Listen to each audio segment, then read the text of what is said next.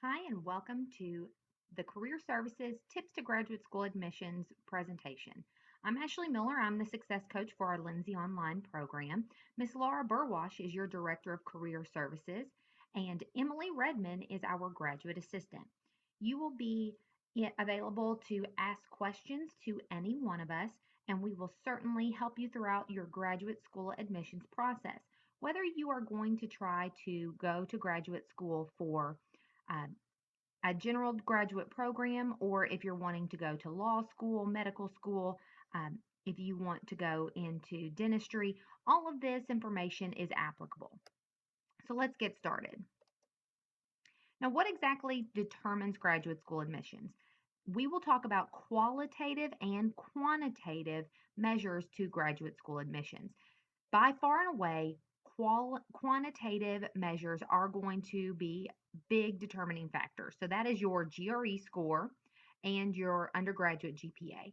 Now, if you are applying to law school or medical school, it'll be your standardized test and your GPA.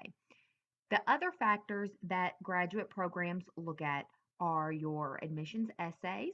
Sometimes they have you write a couple of essays, sometimes they just want a writing sample. It depends on the program.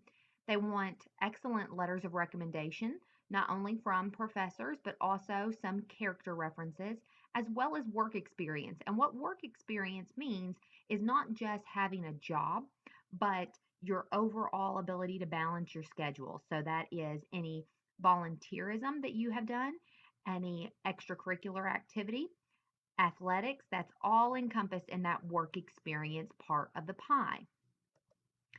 So, your quantitative and qualitative measures. First, let's talk about qualitative. Qualitative means it is totally subjective to the reviewer of that particular application. So, they are going to be looking for different things depending on the program that you are applying for. By far and away, they love public service, no matter what the program is. They also love when you have diversity in your work experience and background. So, working with different populations, different socioeconomic statuses, maybe different political views. They like the ability for you to be a well rounded candidate, as well as have the potential for that career growth. If you've been involved in multiple things while you've been in college, then that tells them that you have the potential to be a very well rounded professional and work with lots of different groups of people. Also, you have the potential for leadership. Leadership is something that every graduate program looks for, and the ways that you can demonstrate that are leading clubs and organizations. You can lead group projects. You can be a self starter and do things that are outside of your curriculum requirements. You can also have a compelling essay and letters of recommendation that will help you explain your passion for that particular area. Maybe there was a certain event in your life that really prompted you to want to pursue that particular area. Maybe there was a professor that really fueled your fire. Something that tells that recommender that they want you as a part of their program because you're going to be really passionate about that industry. Some programs also have interviews where you can display that passion in either a face to face representation, or if geographically it doesn't make a lot of sense for you to travel to their campus, they will make allowances for you to have Skype interviews. Now, let's talk about the quantitative measures to graduate admissions. Those are the numbers. Numbers like your GRE scores and your GPA. They also may take into account your GPA in your related coursework area. Now, for a lot of you, this is going to be to your benefit. So that means that maybe freshman year when you took data models, it wasn't exactly as friendly to you as your upper level classes have been, simply because that really wasn't your passion at that point. So they are going to take into account the areas where it matters to their program and the areas where it is going to make a difference as to your success in their program with your different grades in the areas. Now, we also want you to make sure that you are managing the process of graduate admissions. We're going to talk a lot about it being a process. Don't do this all at once. It will drive you crazy. Manage it in bite-sized chunks.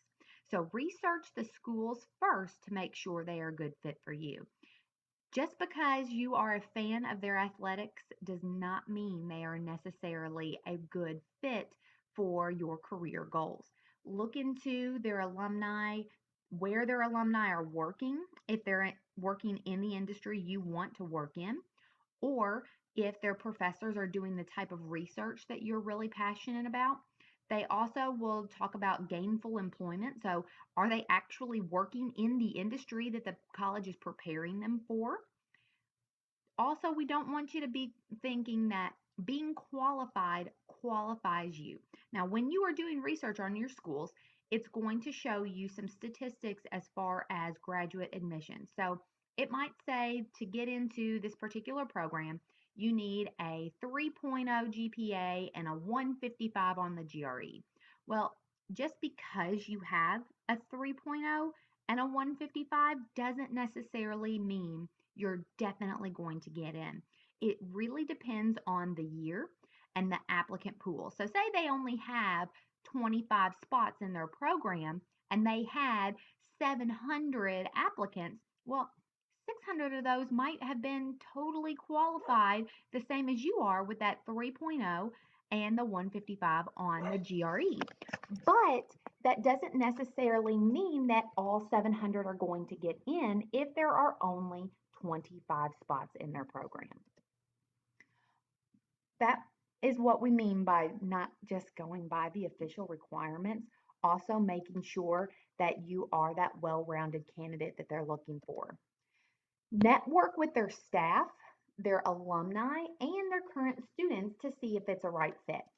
You know, you can tell a lot about a program and their goals if you actually go to the school and you sit down and you talk with people. That's what we want you to do is we want to make sure that it's the right fit for personalities as well. So go to their open houses, sit down, talk with folks, make sure that you are feeling that it's going to be the right fit for you. We also don't want you to plan to work on all of the elements of your admissions packet all at once. That's what will drive you crazy. You've got to do this in a very small and manageable bite-sized pieces so that your admissions process will be very slow and gradual and not interfere with the other activities that you're doing this semester and not interfere with your overall peace of mind and self-worth. Treat the application like that long-term project. We gave you a checklist at senior orientation. Use that checklist to your advantage. It tells you all about the different parts to the graduate admissions process, and it makes sure that you're doing things in a very small and manageable bites. Prepare for your deadlines. Now, I know that this slide says some incorrect dates, so let me be really upfront with you. These, where it says 2013 and 14 in that first bullet point, this is applicable to every following year. So think about the year as a giant calendar. Most graduate programs begin accepting applications in September and October of the current year for fall of the following year. So for this year, that would be September and October of 2016. So right now for fall of 2017. So that's the general deadlines and application processes. But remember, every single graduate school is going to have different dates. So it's really important that when you're doing your research, you're also writing down those graduate dates. And that is because you have to do two different processes for some of the larger schools. I'll explain that in a minute. But remember that you can apply to a school before you take the GRE. So a lot of students think that because they haven't taken the GRE or the LSAT or the PCAT or any of those other tests yet, that they can't go ahead and apply. That's incorrect. In fact, it will help ease your mind a little bit better that you have done everything you're supposed to if you go ahead and apply. So then their admissions folks can say, okay, you've got your application on file, but now you need your letters of recommendation, your transcripts, and they will outline all of the things that you have left in your admissions process to have a complete application. You can do that before you even sign up to take the GRE. So it's really important that you go ahead and apply to these schools, especially if their application is free. Applications deadlines vary by school and by program. So, like a school like the University of Kentucky, there are two different processes to applying to a graduate program at the University of Kentucky. First, you have to apply to the graduate school. Then you have to apply to the graduate program that you're looking to do. So those are two separate applications. The graduate school may have a lower admission standard than that graduate program. So you are going to have two different deadlines and two different sets of graduate admissions processes. So that's why it's really important. Go ahead and get those applications in so their admissions folks can help walk you through that. Everyone asks me about graduate assistantships. How do I go for free? Every school, again, does this process a little bit differently. The larger institutions, so your state schools, will have a general GA application, and then they will also post graduate assistant positions on their website, just like normal jobs. Some of our other schools, smaller schools, may not have that. They may only have applications by department and may only post those positions internally and then externally if they don't get the candidates they want to. So smaller institutions, they kind of like to have their own. So in this next year, if there is a program that you're wanting to do, and you know that you love Lindsey Wilson College, really network with the programs around campus that you know already have graduate assistants so that they're thinking about you to be the next in line for when those folks graduate.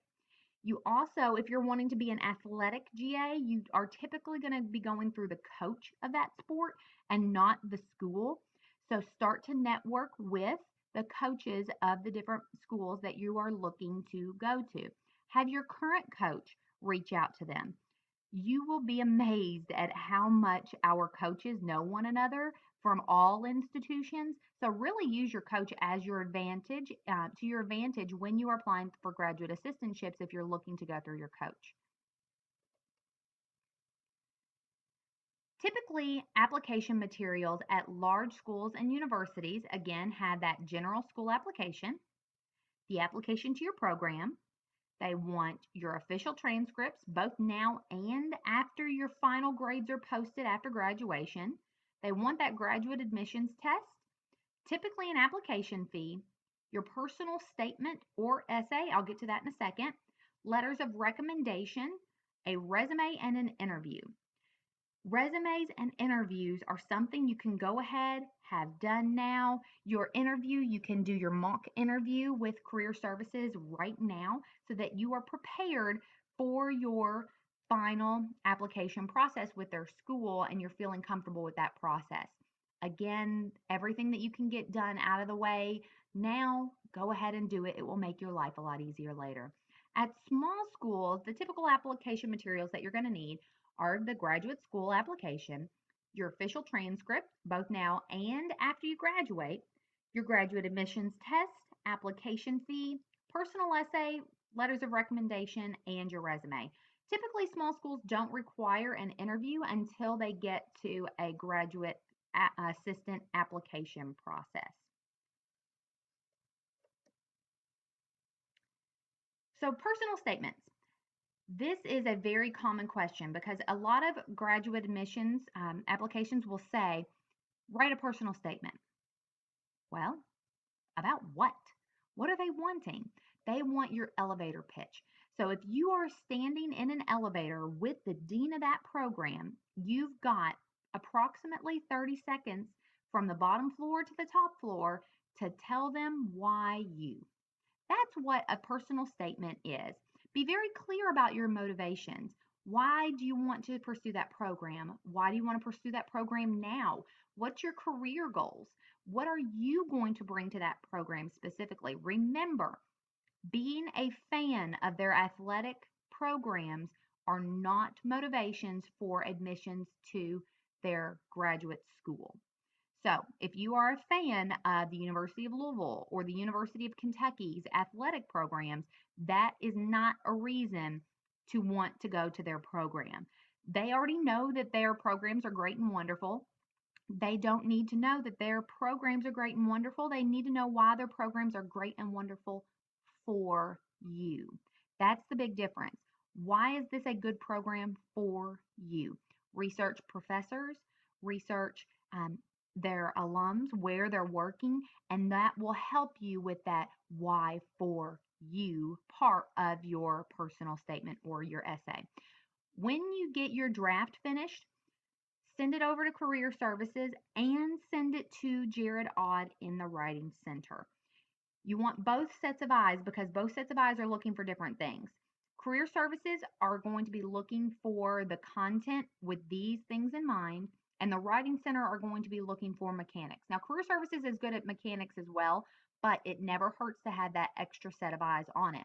We also want you to take your personal statement to your professors of the division that you're looking to go to. So, if you are going to a program for women's studies, after you have Career Services and the Writing Center look at it, take it over to Dr. Mollis and have her look at it. She's going to be in the industry, passionate about what you're passionate about, and able to give you feedback as well. How to make your work experience work for you. Highlight accomplishments on your resume. Career Services will help you with this. If you don't know how to highlight accomplishments on your resume, they will help you put things in the correct place so that you are showcasing yourself for that particular program. Don't diminish your current situation. If you are from a disadvantaged socioeconomic background, if you really struggled your first couple of years in college until you found your passion and what you were about, don't hide from that. Embrace that as passion for your program and what you really want to do. Draw on those experiences that you have had throughout your entire life, as well as your undergraduate experience that have really molded you and shaped you into the professional that you want to be. Connect your work to your story. How is your passion for servant leadership equate to your passion for women's studies? How do those connect? Connect that work experience to your story so that it makes sense to that admissions committee. But don't forget about non work experience. So, community service and anything that you have done that's been philanthropic. So, if you have been a fundraiser for a particular cause because it's been very passionate to you, that's where you can bring in those non-work experience related items into your personal statement or your essay elevator pitch. Think of your experiences, but don't think that they speak for themselves. So if you were talking about being from a disadvantaged economic background, okay, so what? Don't think that that speaks for itself since you have a 4.0. Tell us how being from an disadvantaged background was one of the factors that really motivated you to want to be even better in the classroom than your classmates because you had to work that much harder since you're a first generation college student. Don't think that those experiences speak for themselves. Really explain those to us. We also want your recommenders to be the ones that help you out. So seek recommendations from people that you trust. They do not necessarily have to be from the academic world, but generally, if out of three letters of recommendation, we do want two of them to be from professors. The third one can be from someone who knows you personally, but don't choose recommenders just based on their credentials. So if you have a professor who has doctor in front of their name and someone who doesn't, and the doctor doesn't know you as well as the person that doesn't, don't necessarily go for their credentials. You need to make sure that they know you personally so they can put those touches in your letter. You can give guidance to your recommenders. They like that actually. They like when you tell them what you're wanting them to touch on in their letters. Give them a copy of your resume and tell them the program you're wanting to do, the things that you're wanting them to touch on. Don't assume that they know what to say. They want you to help them. and help to manage your deadlines. It's okay to lie to your professor about deadlines. So if your application is due on November 30th, you can tell them it's due on November 1st so that they get your letter of recommendation to you well in advance and you have wiggle room for them not to get it to you and for them to forget. Sending them reminders is not nagging them, it's helping them to manage the deadline so you can manage your deadline. Don't assume that they will be on time without your reminder. Professors need help too being reminded to get things accomplished. Don't feel overwhelmed by the process. I know we have gone over a lot of things in a short period of time, but here's a few things for you to keep in mind when it seems like this is just too much. With all that you're trying to accomplish this last year, this is just absolutely too much. Think about this. If you obtain a higher degree, your weekly earnings will go up. So the unemployment rate will go down and your salary will go up. So the more education that you have, the more money you will make, and the less likely you are to go through those periods of unemployment. It's worth it. Keep your eyes on the prize. It will be worth it in the end. Now let's talk about the GRE. For those of you who are taking another standardized test, there's still some principles here that are applicable to you, so you still need to listen up. But for those of you who are taking the GRE, which is the Graduate Record Exam, here's some things about what to expect from the test. The GRE is similar to the ACT and the SAT that you took when you were applying to Lindsey Wilson College before you were a freshman. It's similar in that it takes about 4 hours. It's going to consist of writing, math, and verbal reasoning. Now, I'll get to the math section in a minute because I heard some of you go to yourself. Don't worry, we're going to talk about that in a second. But it also is more flexible than the ACT or the SAT. It is given at a testing center during the week. So you get to pick whatever testing center you want, whatever day of the week you want, whatever time of the day of the week you want. So if you are someone who is alert and ready to go first thing in the morning, then you'll want to pick a testing center date that has 8 a.m.s available. Or if you're someone who needs just a little bit more time to get out of bed in the morning, you can pick to take your test at noon. You get that choice of taking your test first thing in the morning or in the afternoon. You also are going to register yourself for the test at any testing center location. There are testing center locations in all 50 states as well as Puerto Rico. So you can go home to California over Christmas break and register somewhere in California. It does not matter just so long as you are registered at an official GRE location. To officially register, you must complete their online form and pay $185. It is a steep fee. So we need to make sure that you're prepared so that you only have to do this once. This is a very common testing center. If you have ever been in the computer lab in Gooden, this is very similar to what your testing center is going to be like all around the country. You're going to have your own personal computer.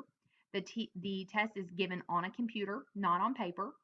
And you're going to have the ability to have the noise canceling headphones if you want them. You do not have to use them. There's no audio, but it will help to cancel some of the noise in the room.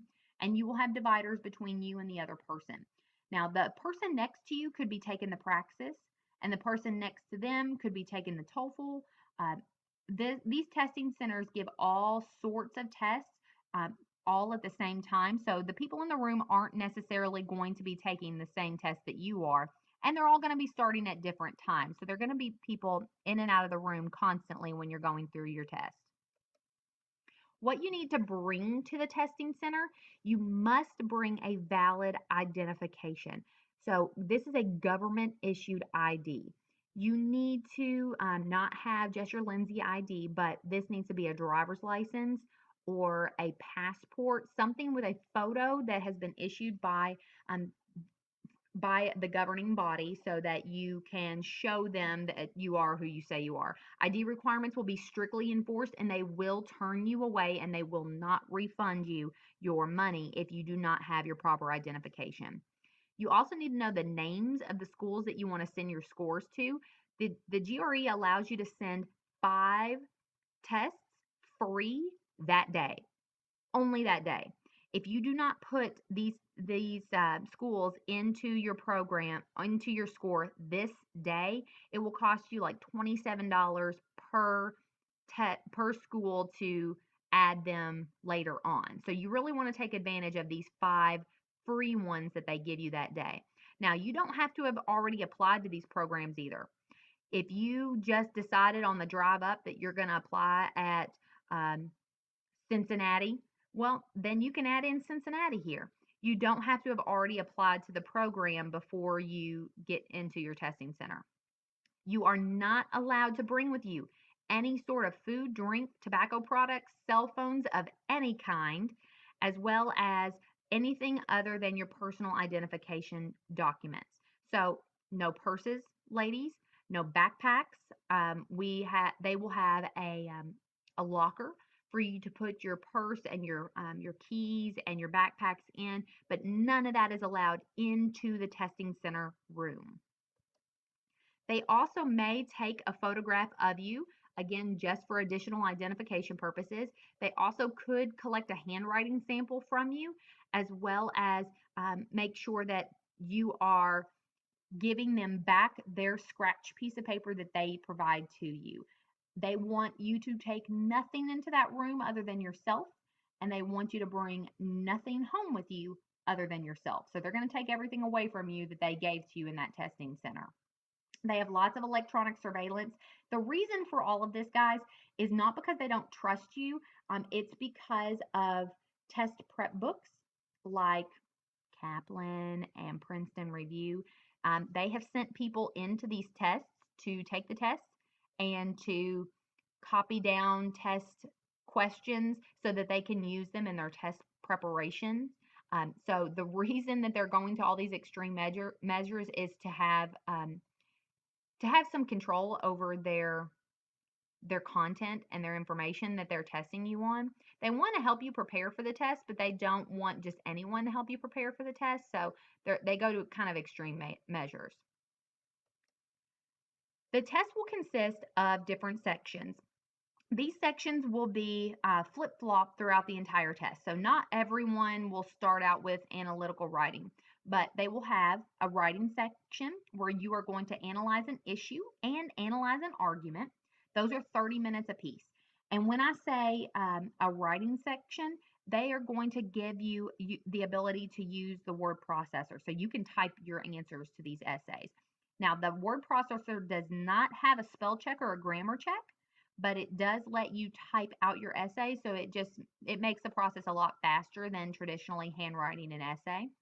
They do not care what your argument is, so long as you're backing it up. So if you want to say that the Republican Party is the reason for the demise of the United States of America, every single person that's reading your essay may be a Republican, but they don't care that you're bashing them as long as you're backing it up. Backing up your argument is what they want to see. They want to see that you can analyze the issue through factual backing things up. Verbal reasoning is another one of the sections on the GRE. That is a lot of vocabulary. So we will prepare you for vocabulary in some of these test prep abilities here in the end.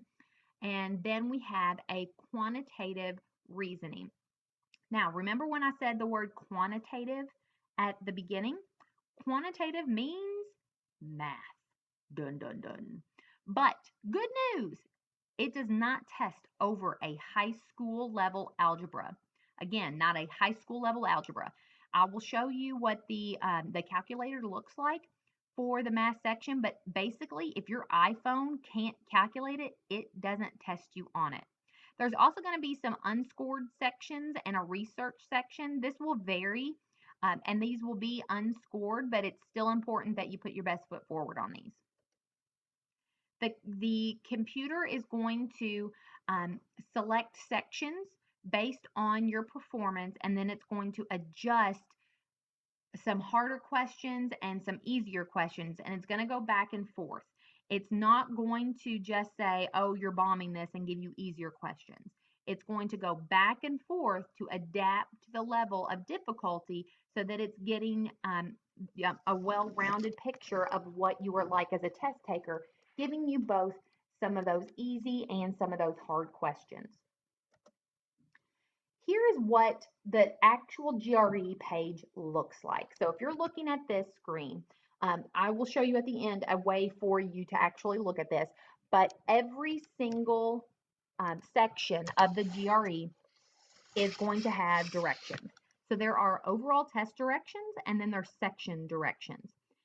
We want you to become very familiar with the overall test directions and the section directions before the test.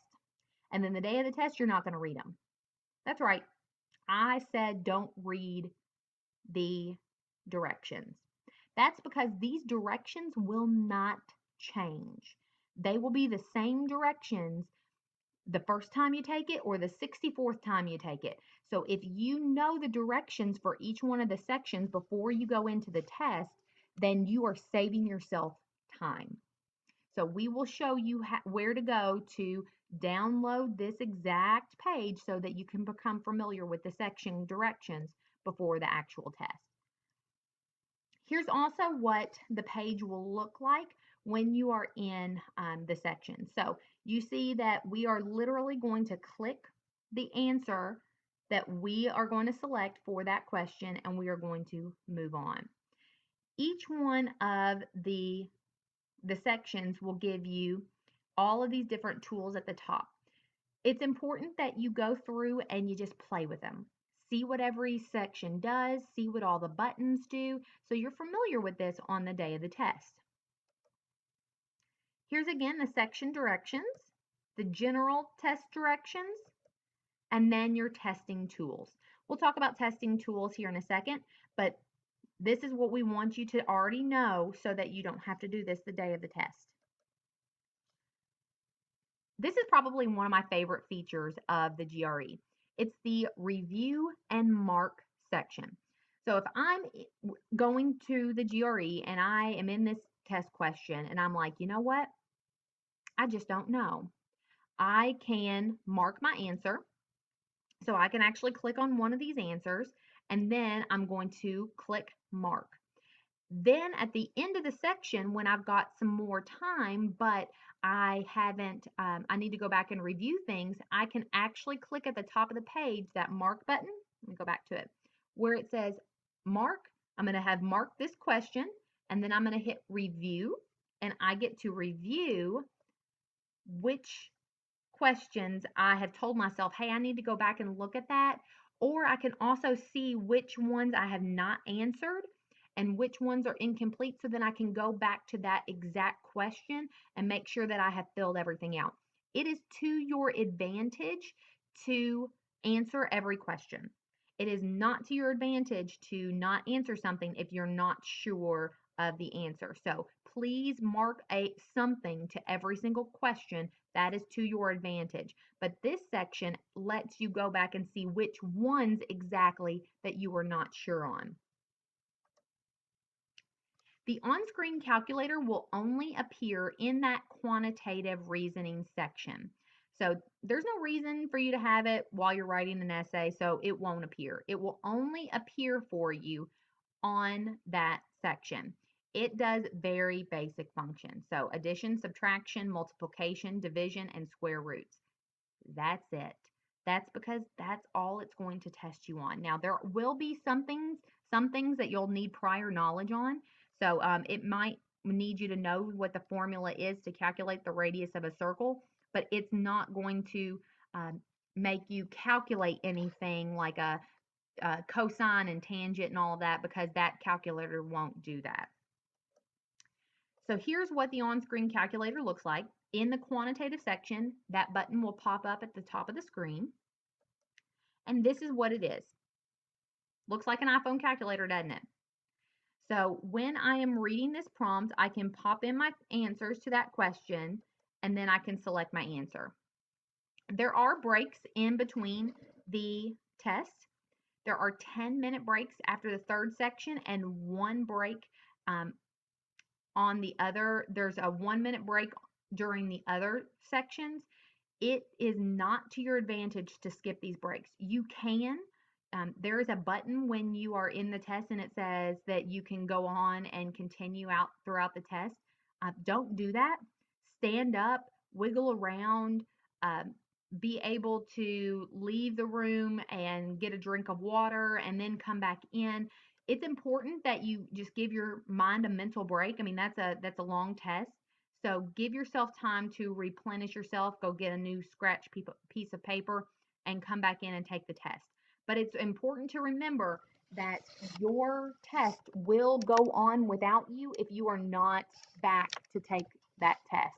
So you cannot take a 15-minute break to go get a snack and use the restroom. The computer will go on without you. So the next section, you just lost 5 minutes on. So it's important to know your timing, but please take those breaks. It's really to your advantage. It doesn't speed you up all that much if you don't. After the test, you will receive an official score right there.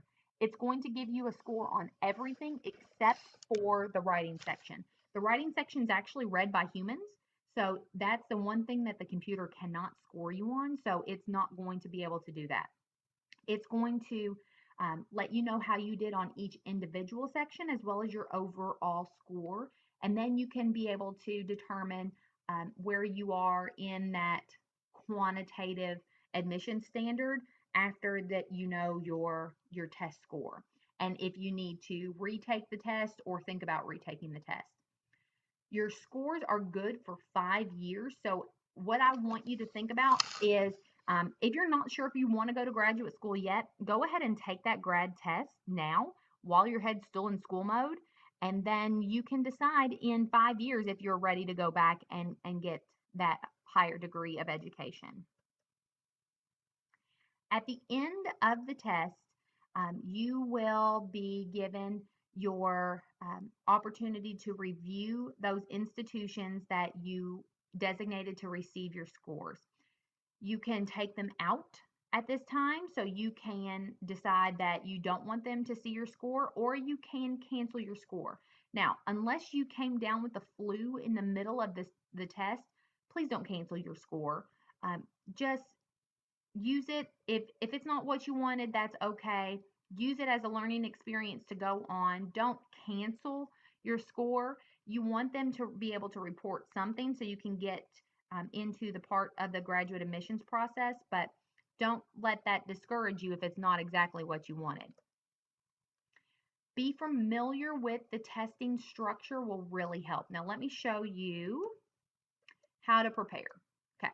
There are free resources to how to prepare, and this will help you become very familiar with those test processes. So where I was just showing you screenshots of what the actual tests look like, that's not because I'm magical. It's because the people who actually produce the test put that stuff out there for you to prepare. Down here at the very bottom, this site, ets.org, ETS, that's the people that make the test. They will let you download what they call Power Prep 2.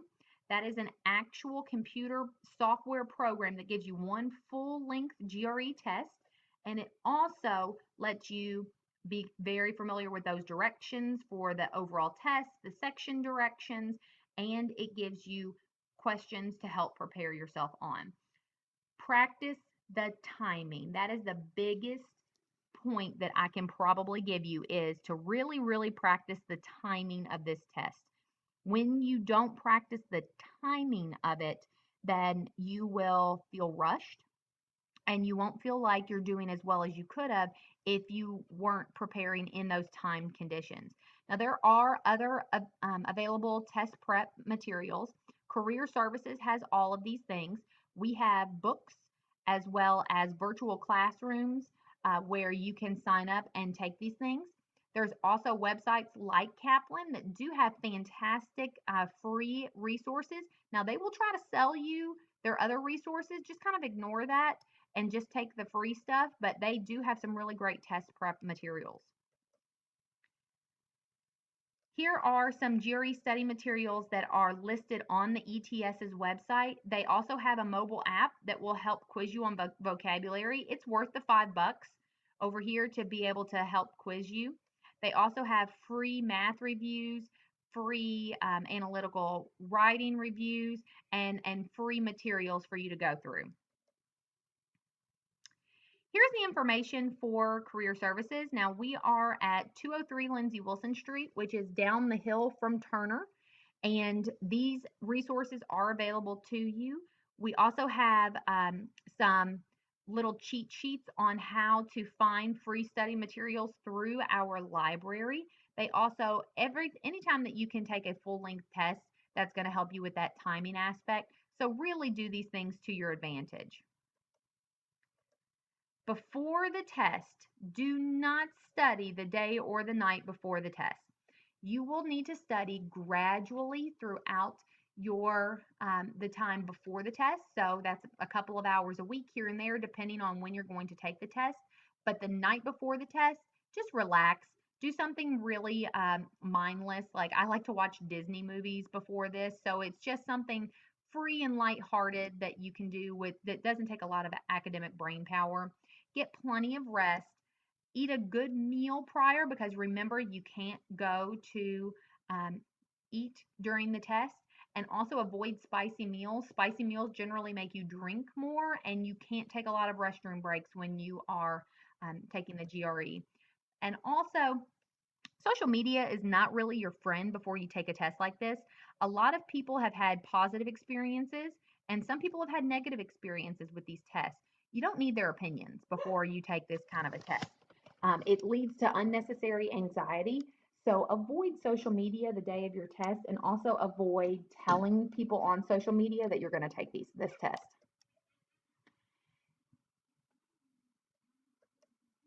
There are 4 testing centers in the state of Kentucky. There are 2 in Louisville, 1 in Lexington, and 1 in Murray. You're welcome to take them at any one of these. The ones in Louisville and Lexington, I have had personal experience going to. I've not been to the one in Murray, so I'm not sure how that testing center is structured. But the ones in Louisville and Lexington have have plenty of appointment times and spaces for whenever a test taker is wanted to go and take those tests. Thank you for attending today. I know this was a lot of information. Uh, Laura will have this information available for you to go back over. She can also help walk you through this process. So we appreciate your time, and we will see you at another one of our career services workshops. Thanks so much.